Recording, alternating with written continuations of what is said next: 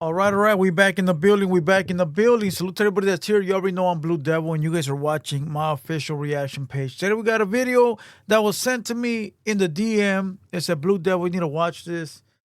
And I didn't even scroll on it. I didn't even like forward it or even pay attention. I seen the title. The title looks spicy, bro. And I titled it the same thing they titled it. Surenos versus Norteños. Deadliest gang war. All right. I can only imagine what it's gonna be about. I can only picture the beef, the back and forth, probably some upstate Southsiders, or it's probably some prison politic video. All right. I haven't seen it. I haven't watched it. I don't know what it's about. So we're gonna watch it together. And maybe I got some input. Maybe I don't. You guys already know I don't like talking about prison. I don't like talking about like gang stuff. I'll talk very minimal, very passive, but I won't get into details. That's one thing I don't like doing. But very quick, I need everybody to hit the subscribe button. I need everybody to hit the like button. And when you're done watching this video, I need you guys to go over to my other page, The Hater World, and check us out. We're gonna be live. Why does it look like I got a black eye? Did Blue Devil get beat up? Maybe I did. Hey, listen. We're gonna be live right now. So pull up over there. I even got a video I dropped over there where it's Hellcat says blacks run LA. All right, go check it out. And other than that, tomorrow, Sunday, or whenever you're watching this, today, last week, we got, damn, I was about to give it up. We got Munchie B, Opina, Blue Devil, and a special guest coming in that you will never think that I would have on, that you will never think that he would come and rock with me. All right. Make sure you guys pull up. It's gonna be a fire pot. I know what I'm telling you guys. Tomorrow, 7 p.m. All right. With that being said, let's go ahead and press play on this video. And let's see what's going on with this whole northern Cali versus southern Cali drama slash beef. All right, let's get it. Gang wars. Today we're going to be tapping into the streets of Northern California, and we're going to be talking about the violent gang war between Goshen 13 and Goshen Nortenos that took the lives of an entire family in January of 2023. Now, Goshen, California. I remember this. This was when a whole family got wiped out. And the people that did it, I believe, got in trouble, if I'm not mistaken. It's a relatively small town with a population just below 5,000. Wow. But amongst this area are two well-known gangs that have been known to the state of California for decades. Goshen, like most of Northern California, predominantly made up of Norteños. But in this small town, right across the tracks, are Surenos, aka the Goshen 13. Although outnumbered, Goshen 13 members are willing to go to war with any Norteño. And this leads us to this case today. A war between two families on opposite sides. That's how it be, bro. Listen,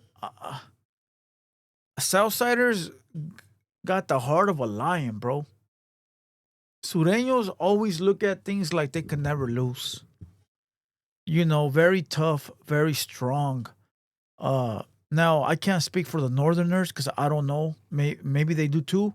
There's a lot of hitters over there, a lot of tough men over there, a lot of, ready to throw it all away. I can only speak for the Southerners because I got a lot of family from there, and they don't give up. You don't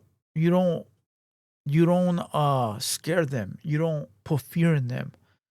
They might not win today, but they're already planning their W in the future. You feel me?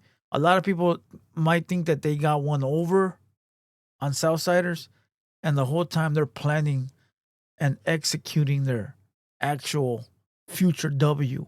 You feel me? As far as Northerners, maybe so. Maybe maybe they probably got a heart of two lions. I just couldn't tell you. As family are affiliated with the Goshen 13, and the Analia family linked to the Norteños. Both hoods sit across from each other between Camp Drive. For the past decade, these families have been beefing with each other.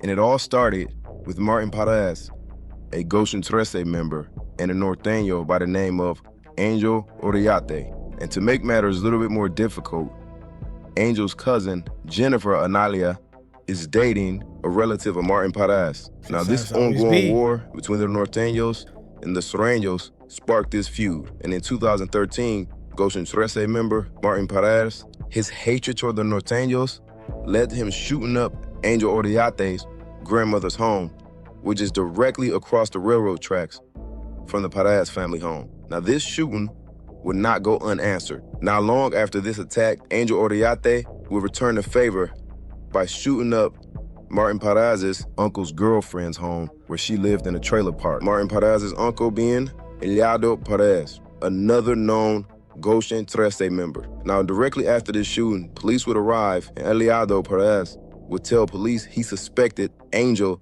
of the shooting because there was an ongoing beef between his nephew Martin and Angel. And after did he rat? The night of the shooting, Martin Parras, uncle, okay, Eliado, that's him, that's the guy, yes, Sureño, had told deputies about the feud between his family, immediately suspected was behind it. Oh, wow. Oh, wow. Damn, son, where'd you find this? He threw rata, bro. He is Sureño, but he threw rata. He don't tell the juras nada. That's crazy, bro. Man. It be like that, though.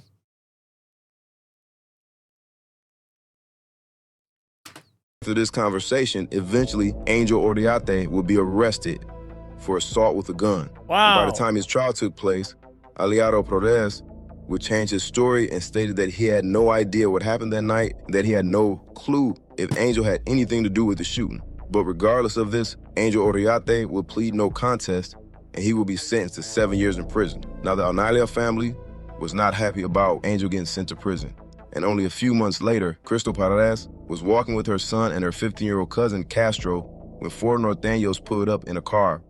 The group included Andrew Anadia and his cousin, Paul Romo. The group of men would chase her 15-year-old cousin, Castro, and began punching and kicking him as he fell to the ground. One of the members put out a gun and pointed it at Castro's head, and immediately put it back in his waistline and drove off. Now, sometime later after this attack, a woman named Mona Analia, the sister of Andrew Analia, would show up outside of Christos Parras' home. But too many fucking names, bro. Too many fucking names, homie. Should say the Nortes and the Southsiders. She wasn't by herself. She was actually with her grandmother, Marjorie. Both women would start taunting Crystal Parras to come outside and fight, and Crystal would come outside with the baseball bat in her hand. Eventually, the police would show up and question everybody, and this would lead to the arrest of Andrew Analia and also his cousin, Paul Romo, for attacking 15-year-old Castro. Both men would plead no contest, but both would be sentenced to 9 years in prison for this assault. Now, 7 years would go by, and Hold on.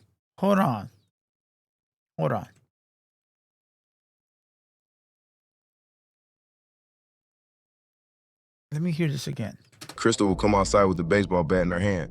Eventually, the police would show up and question everybody, and this would lead to the arrest of Andrew Analia and also his cousin, Paul Romo, for attacking 15-year-old Castro. Both. All right, so the Sureños attacked a 15-year-old? Well, we all know there's no age when it comes to gangbanging. If you throw up a gang sign at 11, you're willing to get smoked. Is it right? No, but that's what it is. You know, if you throw up a gang sign at 10, that means you're willing to die or kill. So why is a 30-year-old going to spare you? You know, I told the homie the other day, I was talking to, what's his name? Vinny Jim. You know, Vinny Jim. And I asked him, we were talking about something, and I was like, yeah, people were mad at me because I said a 11-year-old can get it too, but 11-year-old can bang on you. I said 13-year-old. And he goes, shit, in my hood, bro, a 10-year-old will smoke you. True. But nobody listens to Blue Devil. Nobody listens to Blue Devil. You know why I know that a 10-year-old will smoke you? Because before he gets put on, he gets told, be ready to die, kill, or go to prison. All right? That's what they tell that 10-year-old. So if his big homie say, kill that guy, that little 10-year-old, he wants to impress his big homie. He's going to go and gun you down. If you're 30 or 40 or 20, that young man is not going to ask you. So if that young man is ready to put you down, why wouldn't you?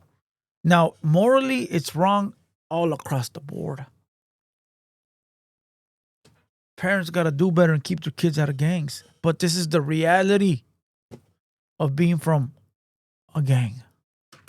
Men will plead no contest, but both will be sentenced to 9 years in prison for this assault. Now, 7 years will go by, and in 2021, Angel Oriate will be released from prison, and he will be back living in the Goshen area. Now, Angel's family would try to get him on the straight path, which included getting him a job and even having him seek out counseling for his anger management issues. But they were not able to get through to Angel, because just 2 years later, the violence between these two rival families would pick up right where it left off. And on January 12, 2023, Angel Oriate's grandmother's home will be once again shot up. And Angel Oriate believed that once again, it was Martin Perez. And of course, Angel wanted payback. So 4 days later, on January 16, 2023, at around 3 a.m., Angel Oriate and another Norteño man by the name of Noah Beard would make their way into the driveway of the Perez's family home.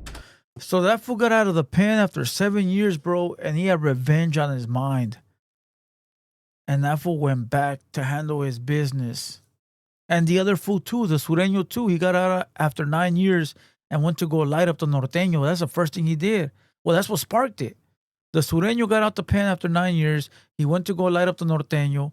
The Norteño said, I want my payback. And now he's about to light him up too. Wow. That's how it be, though.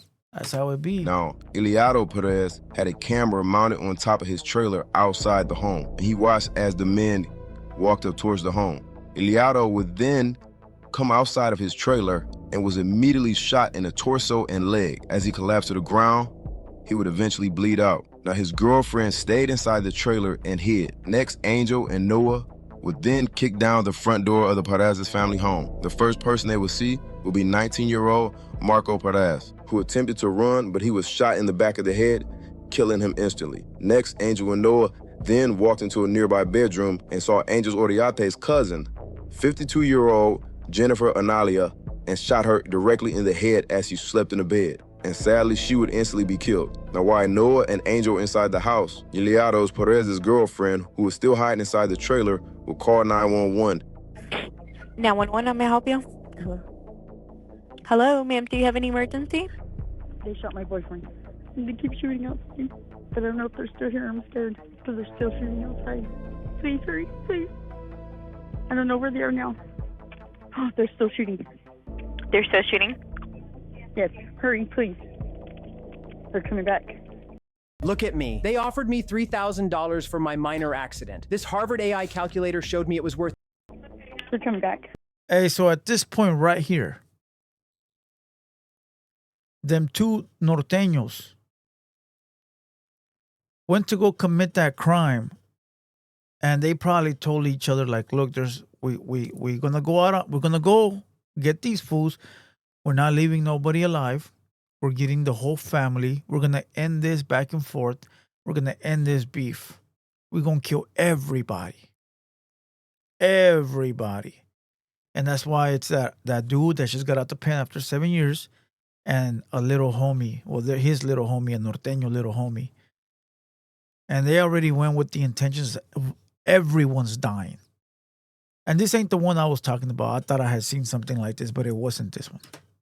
Now, back inside the Perez's home, Noah and Angel tried to enter into another bedroom, but the door was locked. But afterwards, they opened another bedroom door and saw 72-year-old Rosa Perez getting out of her bed, and they would shoot her directly in the head, killing her as she fell to her knees. The whole As all bloodline. of this is happening, 16-year-old Alessa Perez grabbed her 10-month-old baby, Nicholas, and ran outside down the driveway. She would then take her baby and drop him over the nearby fence into the neighbor's yard, and she would eventually jump the fence herself to go retrieve him. But directly behind her was Noah Beard, as he came running outside the house behind her and began shooting at her. Noah would then hop the fence also and fire again. Alessa Perez would then fall to the ground, and Noah would stand over her as Alessa covered herself and her baby, and Noah fired, shooting both Alessa and her 10-month-old baby in the back of the head, killing them instantly. This is the one. I remember the girl dropping the baby over. I did see this one. Wow. After this, Noah and Angel would flee the scene. Eventually, Goshen police officers arrived on the scene. Now, after reviewing the footage from the camera on top of the Perez's home, the gang task force would match the suspect in the video, Angel Oriate, to the information that the gang task force had on file. Now, as authorities continued to investigate, they would then start putting the pieces together about the history and war between the Analia family and the Perez's family, which had been going on for the past several years. So I can guarantee you the reason they killed everybody was to leave no witnesses, right? Let's go in there and smoke this fool and let's kill everybody. Because last time we came over here, we did a drive-by or whatever, the grandpa snitched on us and we went to the pen for 7 years. So we got to kill everybody. Everybody. They forgot about the camera, bro. They forgot about the camera. They forgot about the fucking camera, bro.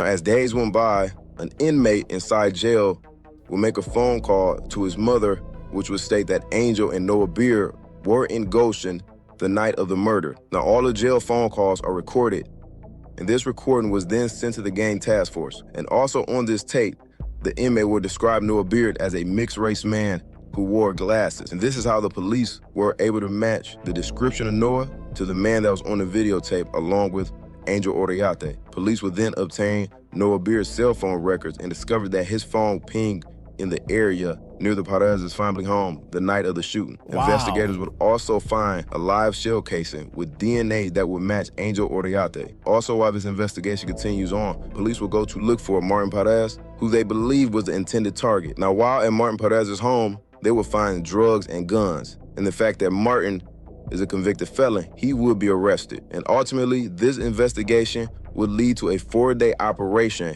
where authorities would arrest 26 gang members and search a total of 97 homes of known Norteno gang members. About 4 weeks later, the gang task force would arrest both Noah Beard and Angel Oriate. 2 suspects were arrested this morning in connection to the massacre of 6 people in the town of Goshen in Tulare County. This afternoon, Noah Beard made his first appearance in court via Zoom. The other defendant, Angel Oriarte, did not appear at the hearing. He is at Kauai Health Medical Center recovering from a gunshot wound. Sheriff Mike Boudreau says he engaged in a gun battle with ATF agents during a search warrant that led to his arrest last Friday. Now, during their preliminary hearings, both men will plead not guilty, and as of today, both men are currently awaiting trial. Now, not long after the initial shooting, Shane Mopen, the father of Timothy Nicholas Perez, filed a wrongful death lawsuit, which included several workers of child welfare services. Wrongful death lawsuit after his 10-month-old baby and the mother of his child were killed in a mass shooting earlier this year in Goshen. The lawsuit filed by Shane Maupin accuses Tulare County Child Welfare Services and the Tulare County Sheriff's Office of negligence. The infant had been detained by CWS 8 months earlier due to concerns that Alyssa and Shane, both minors at the time, did not have the means to care for their newborn's basic needs. However, the lawsuit claims social workers and deputies failed to properly assess the household in Goshen, which had active gang members living there.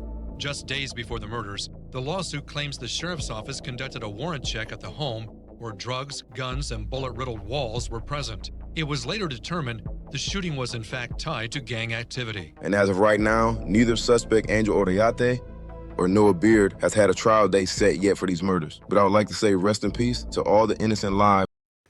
So who was suing the county? Who was suing the county? Hearings, both men will plead not guilty, and as of today, both men are currently awaiting trial. Now, not long after the initial shooting, Shane Mopen, the father of Timothy Nicholas Perez, filed a wrongful death lawsuit, which included several workers of child welfare services.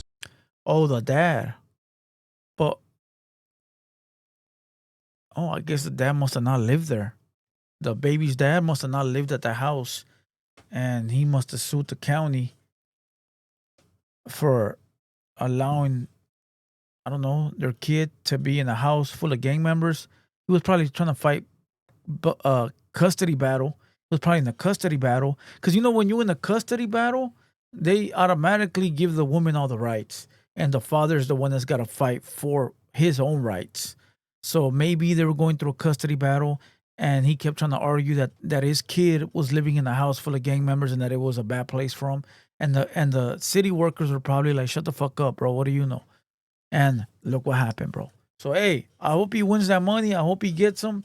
Rest in peace to that baby. Rest in peace to the innocent people, bro. All right, the little girl, the baby, the little 13-year-old kid, and the girl that was in the closet. Did they kill her?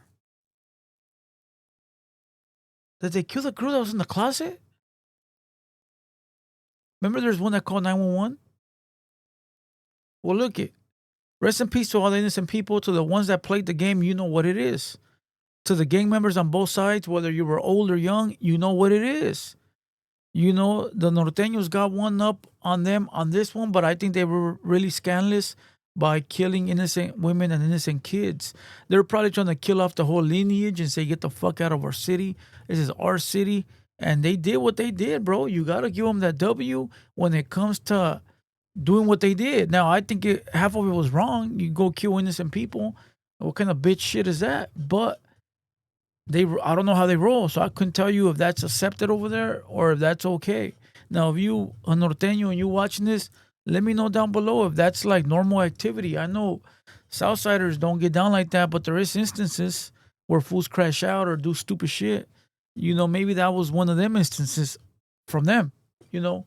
But everybody, leave a comment, leave a like. Sad, you know, don't join the gang. I'm not here to preach, but come on, man. It's 2026. Get your money. Get your money. Get your money. Now, if you stuck in the cycle because you started game banging 20 years ago, 15 years ago, and fuck it, it is what it is. But if you're thinking about joining the gang in 2026, you're either retarded or stupid. All right? Sorry to say. With that being said, I'm Blue Devil. Hit the like, hit the subscribe, and I'll catch you guys on my live in about 20 minutes. No, now. We're live now. Go click on the Hater World. We're live right now.